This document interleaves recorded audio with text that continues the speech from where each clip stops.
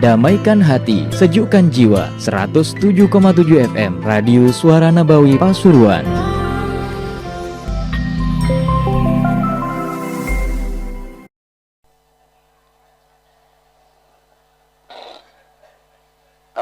نويت تعلم التعليم والإفادة والاستفادة والنفع والانتفاع بجيسنا محمد صلى الله عليه وسلم ثم إلى أرواح جميع المفسرين والمحدثين والفقهاء والعلماء العاملين ثم إلى خصوصا لروح الحبيب محمد الهدار وإلى أرواح والدنا والديكم وأمتنا وأمتكم وأمة المسلمين أجمعين أن الله يتغشاهم بالرحمة والمغفرة ويسكنهم الجنة بخير ولطف وعافية وأن الله يفتحنا فتوح العارفين ويفقهنا في الدين ويعلمنا علم التعويل وأن الله يرزقنا علما نافعا وقلبا خاشعا وعلما متقبلا في خير ولطف وعافية وإلى حضرة النبي محمد صلى الله عليه وسلم الفاتحة.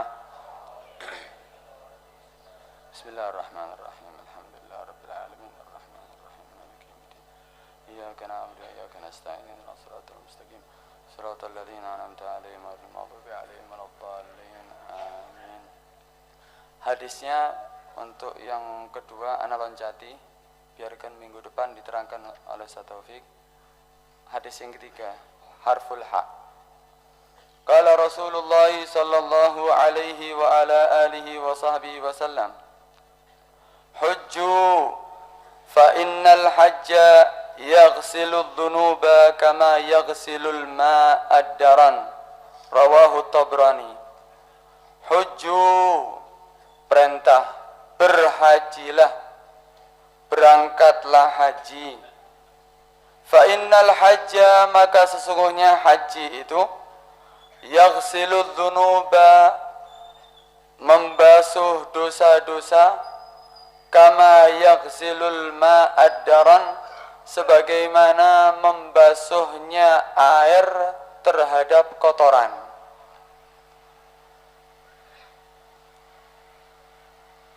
Berhajilah karena sungguhnya haji itu akan membasuh daripada dosa kita seperti membasuhnya air terhadap kotoran.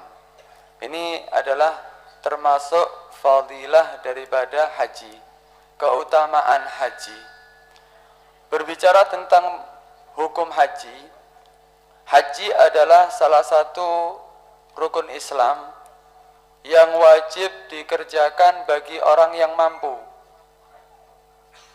Haji dan umrah adalah kewajiban yang wajib dikerjakan bagi orang yang mampu. Mampu di sini ada dua. Ada yang dikatakan mampu mustati' binafsih, mampu dirinya sendiri untuk berangkat mengerjakan haji, atau mampu bighairi, mustati' bighairi, yaitu dia mampu dengan yang lainnya. Dia nggak mampu berangkat, tapi dia mampu membiayai orang untuk berangkat melakukan haji. Di sini yang dikatakan mustati' pertama, mustati' binafsih, mampu dirinya sendiri untuk berangkat haji. Di situ ada syarat-syaratnya. Di antaranya dia mampu untuk bekal untuk dirinya dan bekal untuk keluarga yang ditinggal. Mulai berangkat sampai kembali lagi, semuanya terpenuhi. Kemudian dia tidak memiliki utang. Tidak memiliki utang terhadap siapapun. Kalaupun ada utang, harus izin kepada orang yang memberi utang. Tapi kalau seandainya dia memiliki utang, walaupun dia kaya raya, seandainya dibayarkan itu uangnya, hartanya habis untuk bayar utang, berarti tidak wajib bagi dia untuk haji. Karena utang itu mencegah daripada kewajiban haji. Kemudian dia mampu kendaraannya. Kalau sekarang beda ya, kalau pembahasan di fikih, pembahasan harus mampu kendaraan, yaitu diantara apa? Kendaraan diantara kuda atau onta atau keledai. Kemudian harus ada rofik, kemudian macam-macam, harus makanan untuk kuda. Kalau sekarang kan tidak, tinggal kita punya biaya untuk berangkat haji, kemudian kita bayarkan, selesai, urusannya semua ditanggung nantinya. Yang penting kita mampu untuk membayar. Berarti syaratnya kita mampu untuk membayar berangkat haji mulai berangkat sampai pulangnya semuanya terpenuhi, dan juga jangan lupa keluarga yang ditinggal harus terpenuhi juga kebutuhan mereka. Jangan kita berangkat haji, kita menjual sawah, kita menjual harta kita, tapi keluarga kita dibiarkan mereka kelaparan. Mereka akhirnya meminta-minta. Enggak. Kita harus juga memenuhi kebutuhan mereka. Kemudian disyaratkan juga harus aman jalanannya. Menuju dari mana? Dari Indonesia sampai ke Mekah sana aman. Oh, di tengah jalan ada peperangan, takut ada rudal nyasar. Tidak wajib berarti. Kalau memang dia khawatir bahaya, ya berarti tidak wajib bagi dia. Oh, tidak aman, pesawat sekarang hampir lebih daripada 50% jatuh setiap terbang. Wah, berarti tidak aman. Tapi ketika kita melihat sekarang banyak amannya daripada tidak amannya, berarti wajib. Atau kalau seandainya orang mengatakan seperti ini, saya takut naik pesawat, apakah termasuk itu tidak wajib? Dia mampu kaya raya, tapi dia takut naik pesawat. Ada kadang-kadang orang seperti itu. Apakah tetap wajib bagi dia untuk melakukan haji? Wajib. Kalau untuk seperti itu, wajib. Ketakutannya, ya dibius saya orang Indonesia. Dibius sampai Mekah, tangis marah-marah di Mekah. Tapi ulama mengatakan itu adalah wajib. Kalau karena khawatir, takut dirinya sendiri.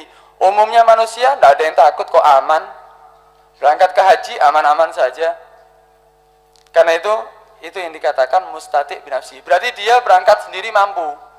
Tapi yang kedua, ini yang banyak terlupakan, yaitu mustati' bi ghairi. Dia tidak mampu untuk melakukan haji. Kenapa? Dia lumpuh. Atau dia lemah badannya, nggak mampu untuk berangkat haji, melakukan ibadah haji. Tapi dia punya uang, punya harta yang cukup untuk melakukan haji. Bahkan berlebihan. Berarti orang seperti ini dikatakan ma'dzub. Orang ma'dzub itu orang yang tidak mampu karena lumpuh, tetap wajib haji, tapi bukan dirinya. Dia wajib memberangkatkan orang lain untuk berangkat haji, diniatkan untuk dirinya. Wajib hukumnya. Jadi berangkat ada orang, tapi syaratnya orang yang berangkat harus orang yang sudah haji. Kalau orang yang belum haji tidak cukup. Yang menggantikan dirinya itu syaratnya harus dia sudah haji. Berarti ya, apakah harus orang dari Indonesia? Tidak harus. Orang yang di sana, dia punya teman masalah di Saudi, ditelepon, saya kirim uang ya, hajikan untuk aku, boleh? Tidak harus orang dari Indonesia. Bahkan biaya mungkin lebih murah. Kalau dari sini berapa juta, dan itu pun antri ya. Sekarang 12 tahun. Kalau plus 3 tahun. Tapi dia bisa menelpon orang yang di Saudi sana, temannya dia, untuk menghajikan untuk dirinya. Tapi syaratnya kalau dia tidak mampu. Tapi kalau dia mampu, dia sehat, tidak boleh, dia harus berangkat sendiri. Kedua, dikatakan mustati' bi ghairi itu kalau dia meninggal padahal sudah ada kewajiban haji. Kewajiban haji ini wujubu ala ta'khir, sama dengan sholat. Jadi kalau seandainya tahun ini saya mampu untuk berangkat haji, kemudian saya tunda, udah tahun depan aja, apakah berdosa dia? Enggak, karena wujubu ala ta'khir, kewajiban haji ini boleh diakhirkan. Oh nanti aja 2 tahun lagi, oh nanti aja 3 tahun lagi, boleh. Tapi hati-hati, bagi orang yang mengakhirkan haji ini bahaya. Bahayanya kenapa? Karena kita tidak tahu umur manusia itu sampai kapan. Dia sendiri nggak akan tahu. Ketika dia menunda-nunda haji padahal dia sudah wajib, takutnya sebelum dia melakukan haji meninggal dulu. Kalau dia meninggal dulu, berarti sudah ada kewajiban bagi itu mayit sebelumnya. Bagi orang seperti ini, hartanya peninggalan daripada mayit sebelum dibagi untuk warisan, dikeluarkan dulu beberapa harta untuk memberangkatkan orang lain haji, diniatkan untuk si mayit. Kenapa? Karena sudah wajib ini mayit. Walaupun wujubu ala ta'khir, tapi kalau dia meninggal sebelum melakukannya, berarti dia wajib menghajikan orang lain untuk diniatkan ke mayit.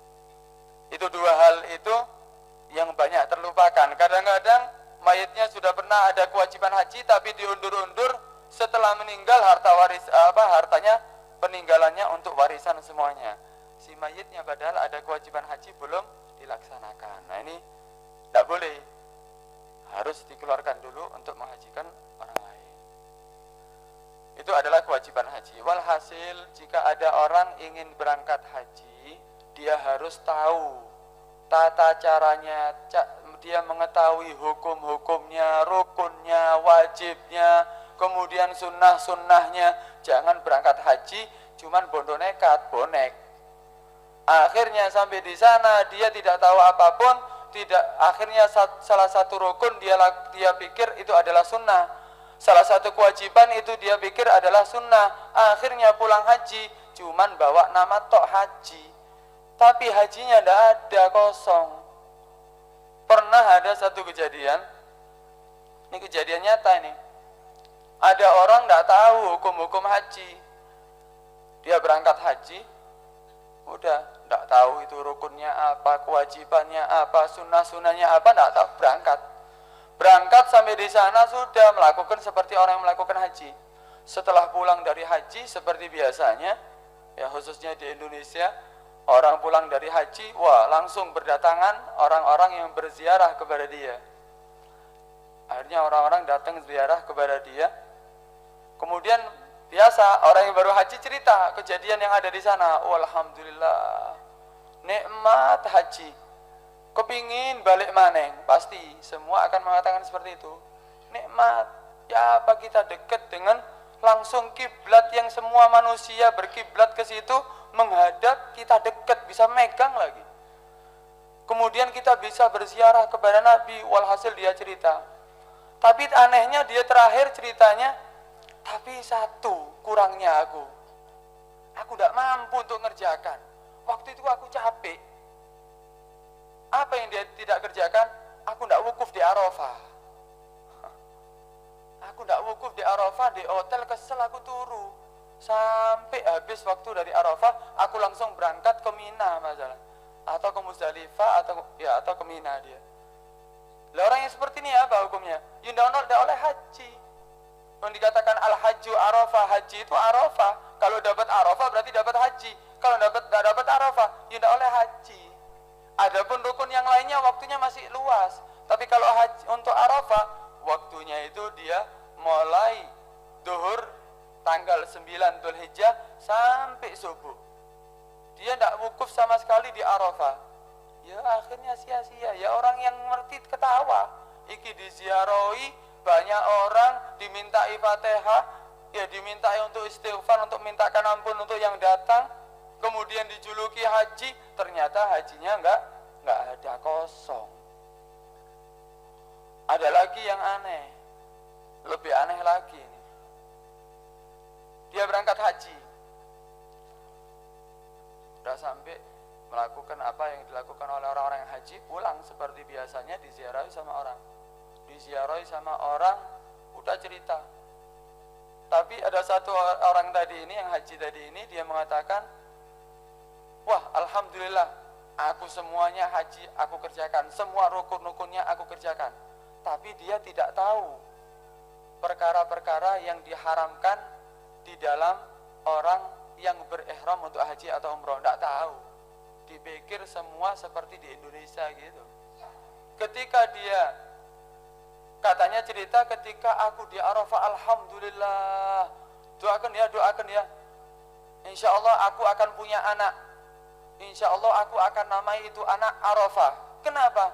Karena aku berhubungan saat itu di Arafah. Aneh-aneh. Dia berhubungan di Arafah, padahal berhubungan antara suami istri, jika dia belum tahallul, dia belum melakukan tahallul sani, berarti hukumnya haram. Dan kalau dia melakukannya, wah ini kewajibannya banyak. Diwajibkan bagi dia mengeluarkan kafarah, kemudian hajinya batal, kemudian dia wajib menggodoi lagi, Wakil kewajiban-kewajiban yang dia harus kerjakan lagi. Intinya apa hajinya? Rusak. Nah ini haji tanpa didasari dengan apa? Hukum ilmu daripada syariat. Kalau niat sudah mulai kita sudah ada niatan untuk haji, pelajari. Dipelajari, tanya kepada orang yang ngerti. Paling enggak itu cuma seminggu sudah tahu semuanya. 1 hari bisa tahu semuanya.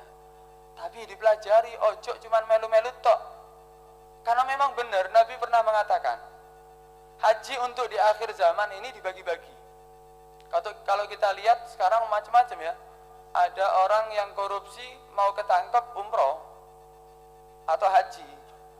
Kadang-kadang bintang film atau artis ya ketika masalah kena skandal langsung haji atau umroh. Ya kita tidak suudzon, tapi memang ini seperti yang dijanjikan oleh Nabi. Nabi mengatakan, waqad ruwiya fi khabar min tariq ahlul bait, idza kana akhiruz zaman, jika ada akhir zaman datang, kharajan nas, maka manusia akan keluar berangkat ilal haji, ke haji, arba'atu asnaf, ada 4 macam. Dibagi 4 macam kategori orang yang berangkat haji. Ya, mudah-mudahan kita tidak termasuk seperti ini. Yang pertama, salatinuhum, pemimpin-pemimpin mereka, raja-raja mereka, penguasa-penguasa mereka. Hajinya untuk apa? Linuzha, untuk tamasyah. Untuk tamasyah.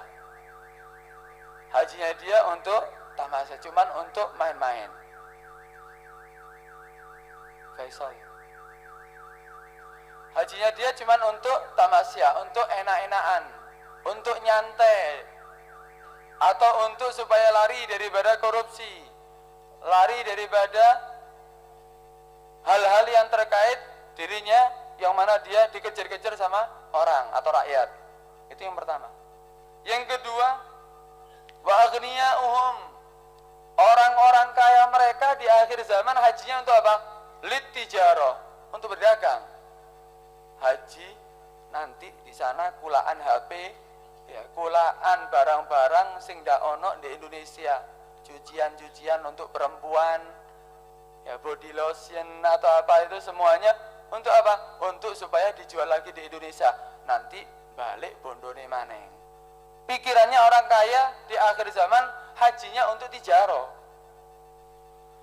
Kemudian yang ketiga, wa fuqara'uhum, orang-orang fakir mereka memaksa dirinya untuk berangkat haji untuk apa? Lil mas'alah, untuk meminta-minta. Tapi tidak semuanya ini ya. Cuman nanti di akhir zaman bakal terjadi ini semuanya. Mereka berangkat haji untuk apa? Untuk minta-minta. Kenapa? Karena di sana banyak orang berkumpul dan di sana banyak orang dermawan. Dia minta-minta, pulang dapat uang banyak dia. Pikirannya orang yang tidak mampu berangkat haji untuk meminta-minta. Wa qurra'uhum, ulama-ulama mereka lisum'ah, untuk supaya bangga diri, kibir, untuk supaya dipuji-puji sama orang. Nih, fulan ulama sudah haji, untuk supaya tahu semuanya ini haji. Ini adalah haji-haji orang di akhir zaman nantinya. Mungkin sebagian sudah ada di lingkungan kita atau di luar kita.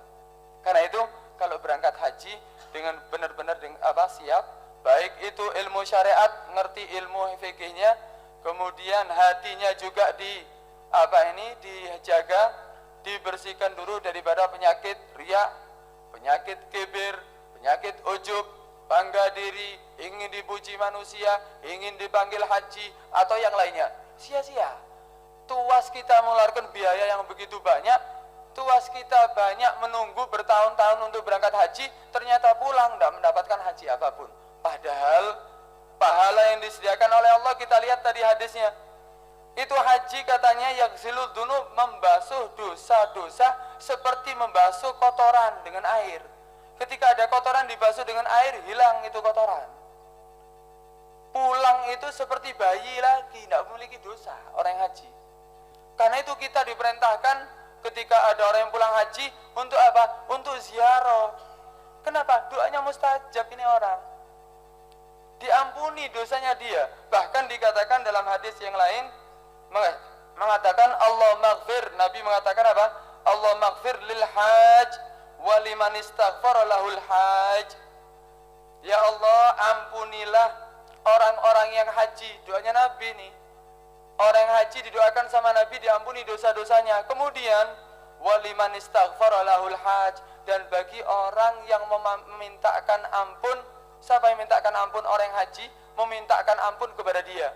Siapapun yang datang kepada itu orang, difatihai, dimintakan doa, kemudian dimintakan ampun untuk dia, diampuni juga sama Allah Subhanahu wa taala. Kan itu aja abot-abot. Biar mau mulai haji datang nih. Dia memintakan ampun untuk kita, kita diampuni seperti dia. Itu adalah salah satu daripada fadilah daripada haji. Juga ada hadis yang lain yang mengatakan daripada fadilah haji, yaitu apa?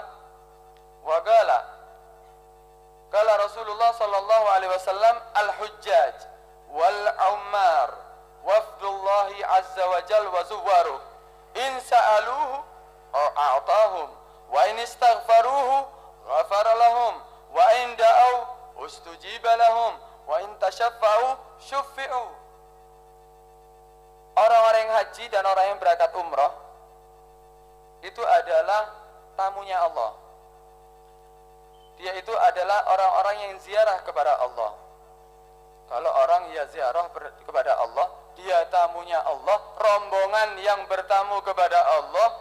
Kata Allah Subhanahu wa taala apa?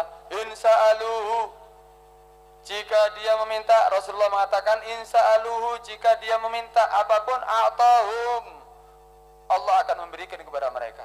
Apapun permintaannya akan dikabulkan. Wa in istaghfaru, kalau dia meminta ampun, ghafara lahum, akan diampuni dosanya. Wa in da'au, dan jika dia berdoa kepada Allah, ustujiba lahum, akan dikabulkan segala doanya. Wa in tashaffa'u, dan dia jika ingin memberikan minta syafaat kepada Allah, syuffi'u, dia akan ditolong oleh Allah Subhanahu wa taala. Nikmat orang haji itu, berangkat haji itu kalau pulang harus dia kosong daripada dosa. Tapi harus ada syaratnya. Orang yang dikatakan berangkat haji memiliki pahala-pahala yang ada tadi itu, syaratnya ada satu, yaitu apa? Haji mabrur. Harus menjadi haji mabrur. Loh, haji mabrur itu apa? Biasanya ditulis selamat datang, mudah-mudahan menjadi haji mabrur. Oh, apa haji mabrur itu? Sebetulnya ulama di situ berbeda pendapat. Ada yang mengatakan dia tidak melakukan dosa-dosa besar. Ada yang mengatakan dia tidak melakukan dosa-dosa besar atau dosa-dosa kecil. Kalau dia tobat, diampuni. Tapi ada pendapat, walaupun dosa-dosa kecil tidak boleh dia kerjakan. Walaupun dia tobat, tetap tidak dapat haji mabrur. Ada pendapat lebih keras lagi itu. Jadi syaratnya apa? Tidak melakukan dosa-dosa besar atau dosa-dosa kecil. Jadi kalau berangkat haji, makanya dipersiapkan hatinya juga itu. Harus sabar di sana. Perlu sabar. Ketemu dengan berbagai macam orang di sana. Model-model orangnya. Ada orang dari Afrika, orang dari Barat, ada orang dari Arab, ada orang. Lah tabiatnya mereka macam-macam. Berbeda-beda tabiatnya mereka. Sifatnya mereka itu macam-macam. Kadang-kadang keras, kadang-kadang kasar. Nah, kita orang-orang Indonesia biasanya apa? Lunak orang Indonesia. Kemudian kalau disamakan tinggi postur tubuhnya, kalah orang Indonesia. Karena itu banyak terdolimi kadang-kadang. Tapi harus sabar. Jangan sampai melakukan dosa kecil atau dosa besar. Atau khususnya yang lelaki, di sana model-modelnya perempuan ya akeh. Mulai sing elek sampai sing ayu ono kabeh. Nah, jangan sampai kita di sana ternyata melihat perempuan, kita syahwat, akhirnya kita melakukan dosa kecil atau bahkan dosa besar, pulang tidak membawa haji mabrur. Karena dikatakan man hajjal bait falam yarfus walam yafsuk kharaja min dunubihi kayawm waladat ummuh. Barang siapa yang berangkat haji dan dia tidak melakukan tidak berkata kotor dan tidak melakukan daripada dosa, baik itu dosa kecil ataupun dosa besar, maka keluar dosa dari dirinya dosa seperti baru dilahirkan. seperti bayi yang baru dilahirkan. Pulang tidak memiliki dosa, kosong. Tidak ada dosa yang dia miliki sama sekali. Untuk orang yang haji itu. Kemudian haji itu seperti tadi doanya mustajab. Apalagi di Arafah. Apalagi kita kalau berada di Arafah. Katanya dalam hadis Nabi SAW, a'zamun nas danban man waqafa fi Arafah fa dhanna anna Allah Ta'ala lam yaghfir lah. Paling besarnya dosa manusia ketika wukuf di Arafah. Ini saking mustajabi doa, saking diampuni dosa orang-orang yang ada di Arafah. Katanya apa? Barang siapa paling dosanya, paling besarnya dosa daripada orang yang wukuf di Arafah, yaitu orang yang menyangka sesungguhnya dosanya tidak diampuni oleh Allah Subhanahu wa taala. Dia meragukan apakah dosa saya diampuni, ini termasuk dosa yang paling besar. Maksudnya apa? Ya pasti diampuni oleh Allah Subhanahu wa taala. Wukuf di Arafah menentok, tidak doa apapun menentok, diampuni dosanya. Apalagi kalau kita minta kepada Allah Subhanahu wa taala. Pernah ada seorang ulama, seorang sufi, dia ketika berada di Arafah dia berdoa. Namanya Muhammad bin Munkadir. Muhammad bin Munkadir, dia itu sudah haji salasan wa samanina marrah hajjah. Salasan wa salasin. 33 kali haji dia. Kemudian ketika dia berada di Arafah, di akhir hajinya, dia berdoa kepada Allah. Allahumma ya Allah, innaka ta'lamu, sungguhnya kamu ini mengetahui, annani, sungguhnya aku qad waqaftu fi mauqifi hadza. Aku telah wukuf berada di Arafah ini sudah sebanyak 33 kali ya Rabb, wahai Tuhanku. Satu untuk kewajibanku, satu untuk ayahku, satu untuk ibuku. Wis 3 ini ya Allah, aku khususkan untuk aku dan orang tuaku. Tapi ya Allah, sisanya 30 ini, kata Muhammad bin Munkadir ini, aku menyaksikan kepadamu ya Allah, sungguhnya aku hadiahkan 30 haji ini untuk orang-orang yang wukuf di Arafah, yang mana mereka tidak dikabulkan doanya atau hajinya tidak diterima oleh Allah Subhanahu wa taala. Niatnya bagus, niatnya baik dia menghadiahkan 30 hajinya untuk orang-orang yang berangkat haji, yang mana dia wukuf di Arafah, tidak dikabulkan doanya atau tidak diterima hajinya. Niatnya bagus. Tapi ketika dia berada di Musdalifah, biasa di Musdalifah itu mabit, menginap di Musdalifah, tidur dia. Ketika tidur, dia fil manam, dipanggil-panggil dia di dalam tidur. Ya Ibnal Munkadir, hei anaknya Munkadir. Namanya Muhammad bin Munkadir. Hei anaknya Munkadir, atatakarramu ala man khalaqal karam? Apakah kamu ingin jadi mulia padahal terhadap orang yang menciptakan kemuliaan? Apakah kamu ingin jadi orang dermawan terhadap orang yang menciptakan kedermawanan? Maksudnya Allah itu yang menciptakan dermawan, Allah itu yang menciptakan kemurahan. Munkadir ini maksudnya bagus, dia rahmat kepada orang-orang yang lainnya yang tidak terima hajinya. Tapi ditegur sama Allah Subhanahu wa taala. Kemudian Allah Subhanahu wa taala mengatakan, innallaha ta'ala yaqulu lak, sungguhnya Allah berkata kepada kamu, wa izzati wa jalali, dan demi kemuliaanku dan demi keagunganku, laqad ghafartu, benar-benar aku telah mengampuni, liman waqafa bi Arafat qabla ay yakhluqal Arafat bi alfai am.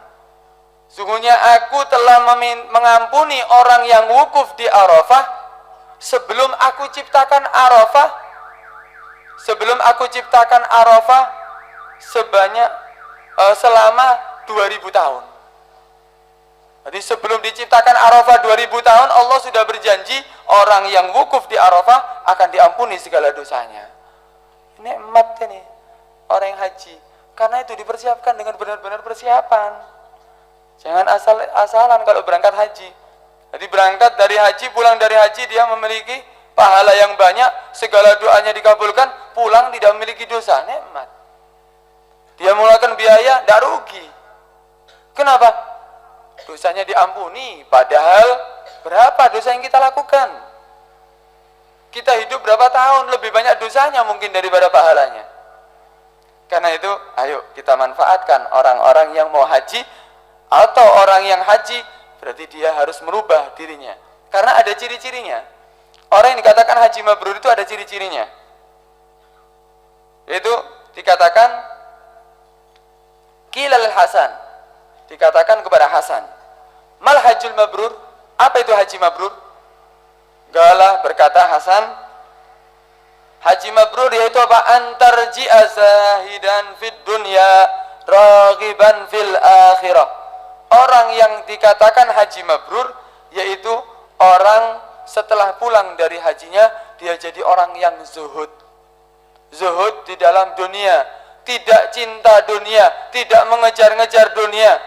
Maksudnya zuhud di sini bukan berarti dia tidak bekerja, dia tidak dia tidak ingin menafkahi daripada keluarganya, wis di masjid tok, iktikaf di masjid sampai mati, bukan. Zuhud itu maksudnya tidak menjadikan dunia di dalam hatinya.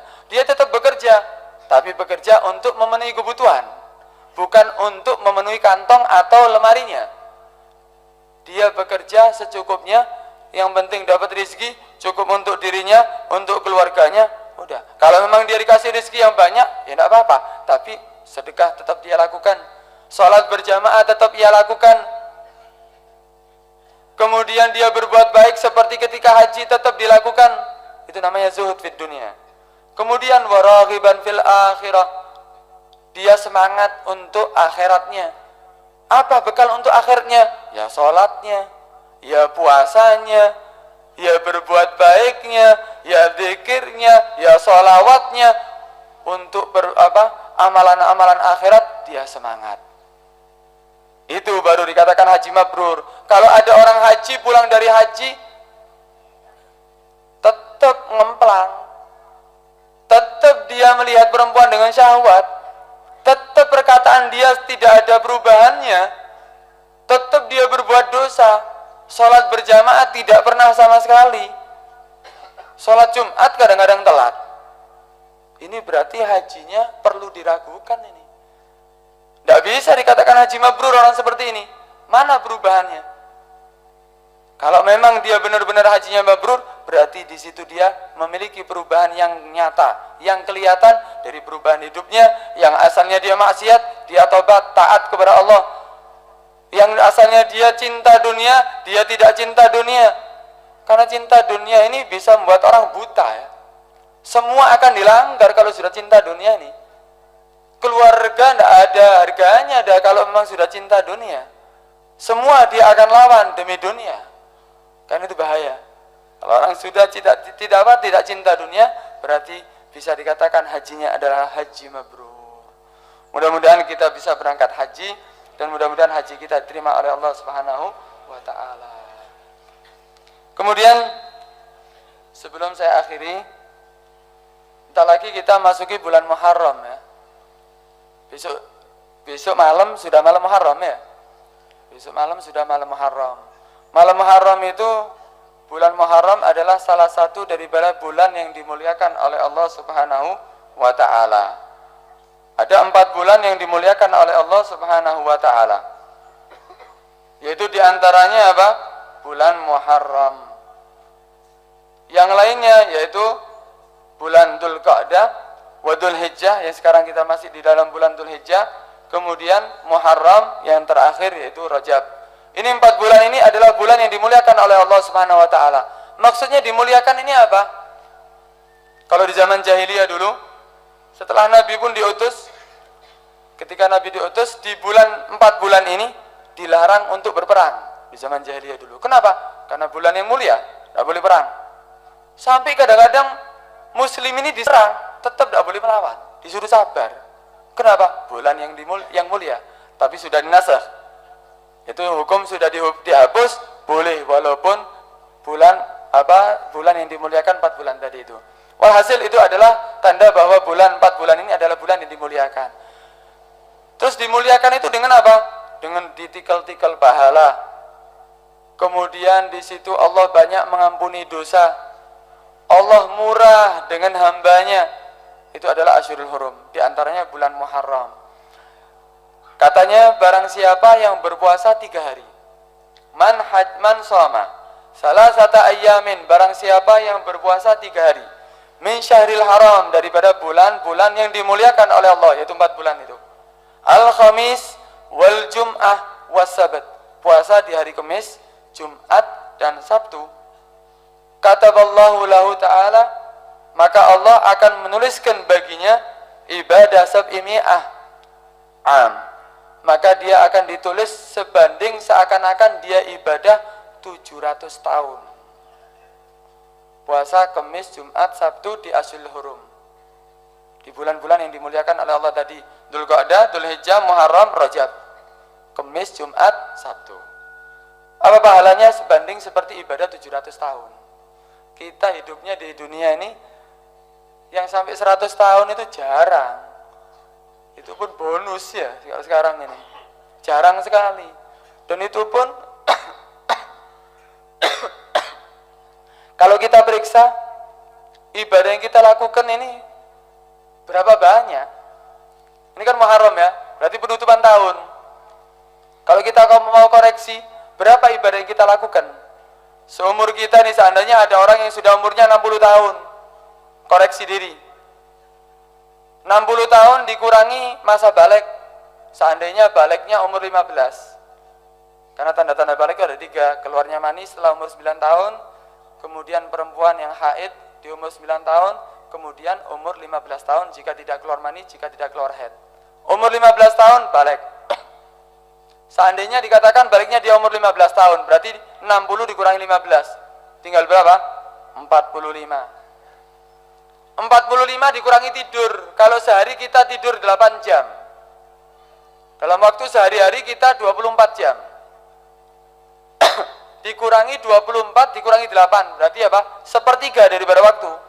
8, 8, 8, 24. Berarti 8 itu sepertiga daripada sehari kita. Kalau 45, sepertiganya berapa? 15. 15 kurangi lagi untuk tidur tok. Jadi kita tidur 15 tahun. Ashabul Kahfi ya. 15 tahun tidur kita ini. Kalau itu tidurnya 8 jam, apalagi yang lebih 10 jam sampai 15 jam, berapa waktu yang dia kurangi? Wes seandainya 8 jam, berarti dikurangi 15 lagi, tinggal 30 tahun. 30 tahun itu sudah separuh umur dia. Kan tadi 60 tahun, 30. Belum untuk makan, belum untuk minum, belum untuk masuk kamar mandi, belum untuk melihat televisi, belum untuk ngobrol dengan temannya, belum untuk piro. Ibadah yang kita kerjakan ini berapa? Mungkin setahun atau 2 tahun mungkin ibadah yang kita lakukan. Lu padahal Allah menciptakan kita ini apa? Liya'budun, untuk supaya kita menyembah, beribadah kepada Allah. Tapi ternyata yang kita lakukan ibadahnya berapa? Cuman beberapa tahun. Itu pun belum tentu kita ikhlas karena Allah Subhanahu wa taala. Salat jamaah kadang-kadang seria. Sedekahnya dia kadang-kadang masih ingin dipuji sama manusia. Loh, apa yang kita andalkan? Apa yang kita bertanggungjawabkan kepada Allah Subhanahu wa taala? Apakah dengan amalan seperti ini? Nah, karena itu kalau ada amalan-amalan seperti ini, untung kan? Kita puasa hari Kamis, Jumat, Sabtu bisa menikul-nikul pahala seperti 700 tahun. Hebat ini. Karena itu kalau kita mampu untuk berpuasa, toh puasa itu baik kok untuk kesehatan kita. Bagus untuk kesehatan kita. Orang yang berpuasa itu tambah sehat, bukan tambah lemes. Ya, mungkin lemes karena dia lapar atau haus, tapi sehat badannya. Kemudian ada hadis yang lain mengatakan apa? Man shoma akhir yaumin dzulhijjah wa awal yaum minal muharram ja'alallahu ta'ala lahu kafarah 50 sana. Wa shaum yaum minal muharram bi shaum 30 yauma. Barang siapa yang berpuasa di akhir hari daripada Dzulhijjah, besok akhir hari daripada Dzulhijjah, Senin. Kemudian puasa lagi apa? Wa awal yaum minal muharram, puasa 1 hari pertama daripada bulan Muharram, Selasanya. Puasa Senin dan Selasa. Allah akan menjadikan pahalanya apa? Sebagai pelebur dosanya 50 tahun. Dosa kita 50 tahun diampuni oleh Allah Subhanahu wa taala. Untung kan? Untung. Kemudian puasa satu hari di bulan Muharram itu seperti sebanding dengan puasa 30 hari di selain Muharram. Jadi pahalanya seperti puasanya 30 kali. Nikmat ya. Kemudian di situ sebetulnya ada amalan-amalan yang diatur oleh ulama dalam kitab Kanzun Najah was Surur. Di antaranya apa? Di hari tanggal 1 Muharram membaca ayat kursi sebanyak 360. Ya, sebanyak 360. Ini adalah amalan daripada salaf kita. Orang-orang tua kita mengamalkannya, membaca ayat kursi 360 kali. Setitik sebentar, 1 jam paling mari, 1 jam setengah. Dan dimulai sebelumnya dengan basmalah, bismillahirrahmanirrahim, baca ayat kursi.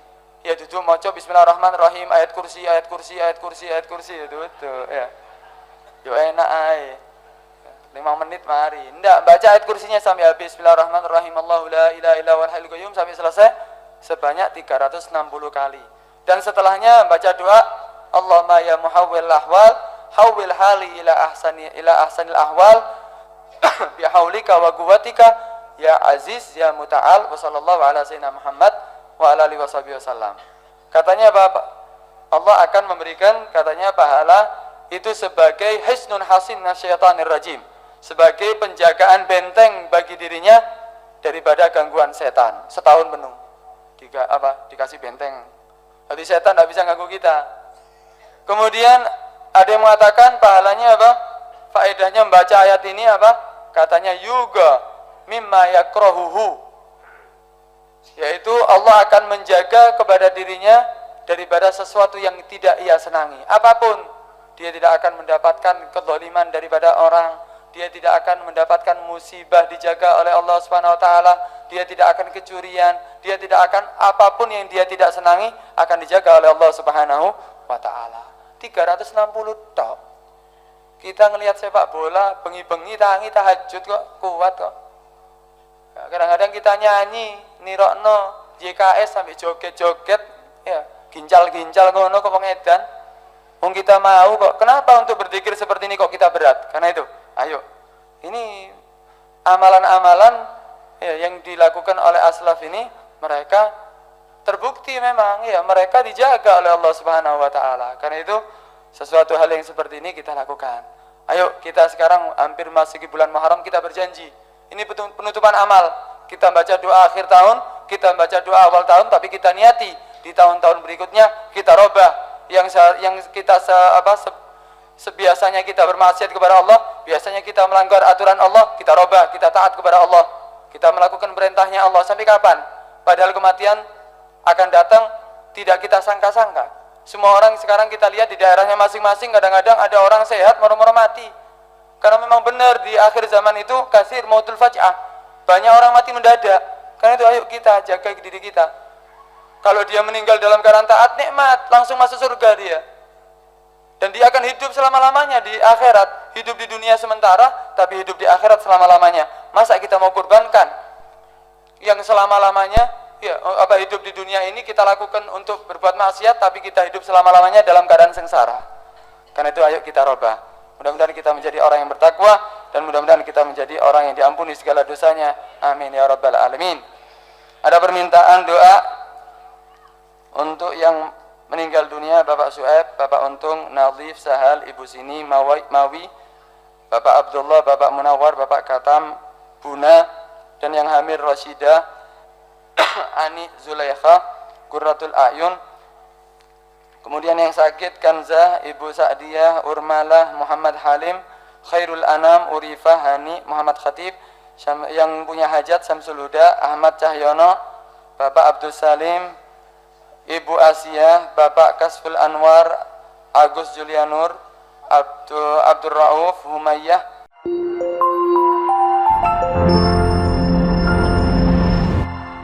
Damaikan hati, sejukkan jiwa. 107,7 FM Radio Suara Nabawi Pasuruan.